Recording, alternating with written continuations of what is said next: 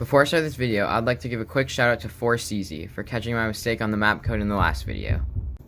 In the last video, I got a lot of comments asking how to change DPI on console, and for those of you who don't know, DPI stands for dots per inch, which is essentially just the sensitivity of your mouse in general, so it's not affected by your in-game sensitivity.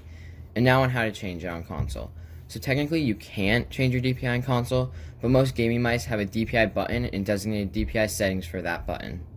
So for example, my mouse, the glorious Model O, has its DPI buttons on the center below the scroll wheel and has lights on the bottom next to the sensor indicating what DPI it is on. And the default DPI settings are 400 DPI yellow, 800 DPI blue, 1600 DPI red, and 3200 DPI green. These can all be changed by the software on PC, so if you have an old laptop or desktop, you can download the software, change it, and plug it back into the console, as everything you change will be stored in the mouse. As for other mice, I would just Google it to find the DPI settings. I'll leave links in the description for some of the other popular mice DPI settings. In the last video, I showed off the Skyvox Aim Trainer map, but since then, the creators made a new, far superior version, and I'll show the map code on screen now. I'd recommend spending about 30 minutes to an hour every day in here when you get on and right before you get off. And I recommend doing horizontal, vertical, popcorn, and finish off with Mongraal Classic, and repeat that for around 30 minutes as a warm-up. Now the next map I recommend is called Aim Agency by Tito. I'll put the code on screen now.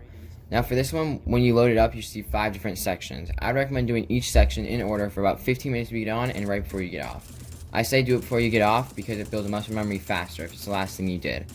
So once you do those, the last door of Aim Trainer I'll show you is to go into Team Rumble and grab an AR and mats, get into the zone, and build up. Now spend the rest of the game trying to shoot people in the sky and on ground.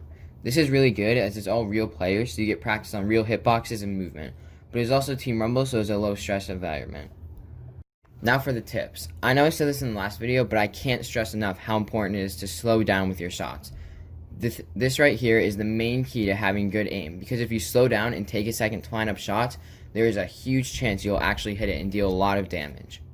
My second tip is to try out a really high sensitivity and a really low one, and then go into a zone wars or something and see which one you do better with.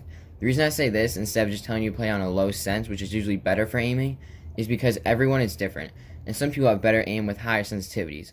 So the ones I would recommend trying for both are high sense, 15% X and Y on 800 DPI, and for low sense, I would recommend 4.5% X and Y on 800 DPI. Now if you do better with the low sense, but find yourself under flicking or missing shots by a little bit, then I would turn it up little by little until you're comfortable with it. And same for the high sense, except opposite. So if you're over flicking or missing shots by shooting past them, then I'd turn it down little by little until you're comfortable. That's it for this video. I hope you all enjoyed and improved from it, and let me know what videos you want next. See you later.